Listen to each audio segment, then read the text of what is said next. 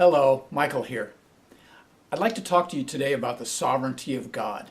Now, this can be a pretty in-depth topic, so I'm going to try to make this a pretty short video. This is going to kind of be like Calvinism versus Arminianism 101. There's a possibility that you've not heard of those two terms before, but those are the two most widely held positions on the sovereignty of God. Now, this is only one aspect of the doctrines of Calvinism, is dealing with predestination and the sovereignty of God, and also Arminianism, which is sort of the opposite of Calvinism. It can be very in-depth also, but this is just going to be a short video just dealing with the aspect of predestination and the sovereignty of God. So this will be a tale of two kings. Both kings are sovereign. In other words, they completely reign as authoritative over their realms and over their domain. The first king reigns as a sort of micromanager. And so what that means is that not only is he sovereign over his domain, but he controls every detail and every aspect, even to the minutest detail, of everything in his domain, including, plants, animals, humans, everything. So this king would tell you who to marry. He would tell you what job is chosen for you, and he has planned out your whole life to the minute detail.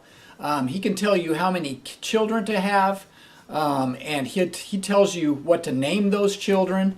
He tells you how big of a company you can have, how much livestock you can own.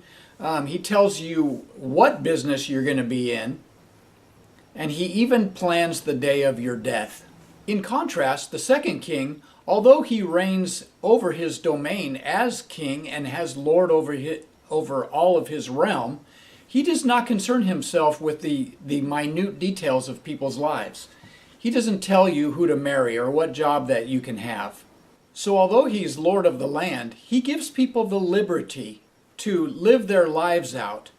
Now the first king, the micromanager, he would be a representative of the doctrine of Calvinism.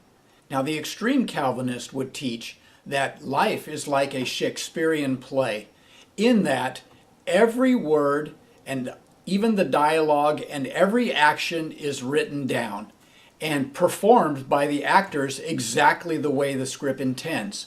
And that would be kind of like predestination on crack in a way. So if I was to take a coin, let's say a quarter, and flip it, God controls whether or not it lands on heads or tails. I mean, he controls everything, even to the microscopic level. Everything is in the Lord's control, and is not only in his control as sovereign, but he's manipulating everything to his desire, to his will. So obviously the two kings represent a view of God as he relates to the world. How much does God really control in our lives? Does he reign as king and yet give his subjects, his people, liberty to live their lives, and which might be described as free will? Or does he control every minute detail, even to the point of determining whether or not you can marry, how many kids you can have, and even to the extreme view that he controls whether or not you can even be saved? So the question is, which God do you believe in? How much is God really in control of your life? As a Christian and even as a non-believer? Personally, I think that the Arminian position is really the default position when you read the Bible.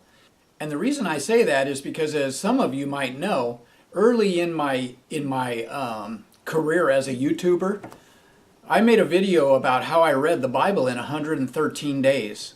When you read the Bible in this way, in such a short period of time, you get a different sense of God and his ways than you do if you stretch your Bible reading out to, let's say, 3 or 4 years. You read through the entire Bible. And when you read the Bible, especially in a short period of time, you get the distinct feeling that God is allowing a lot of freedom for people to make their own choices, even to the point of whether or not they'll turn to Him. In light of the Bible and what we see in everyday life, it's really kind of hard to imagine that Calvinism is true. What I'm saying is God really controlling when I eat, when I go to the bathroom, when I lay down and sleep? Don't I eat when I'm hungry? And don't I go to bed when I'm sleepy? Is God controlling the very moment that I decide on these things? As a Christian, I believe that God is intimately involved in my life. But is He involved in my life, or is He controlling every aspect of my life? Now, one of the problems with Calvinism is when we start talking about who becomes a Christian and who doesn't become a Christian. The Calvinist teaches that people are predestined to become Christians. They're predestined for salvation. But if they're predestined for salvation, what about the unsaved? Are they predestined for hell? When the unsaved stand at the judgment seat of God, how can God hold them responsible if it was already predestined that they were not going to be saved, that they were going to be damned? If I sin, was I predestined to sin? In other words, was it written in a play where there's no way that I would have been able to resist, even if I wanted to? So if I was predestined to sin, in other words, if I'm just an actor acting out a play that already has been written, how can I be held responsible? I'm just doing what I was destined to do. This kind of belief takes away all free will and all responsibility. The truth is that you and I are responsible for our actions, and we are responsible for how we deal with God. Yes, you could say that God made the first move, and yes, you could say that God has put a conscience in us and moved upon us by His Spirit, but we are responsible to accept or reject His plan for our lives. If you reject God, even on a daily basis, by sinning as a Christian, then you alone bear the responsibility for that. So I hope the tale of the two kings has given you deeper understanding on the sovereignty of God. I don't think that Calvinists and Arminianists should divide too strongly over this issue. I hope this video has been a help and a blessing to you. God bless you. I'll see you next time.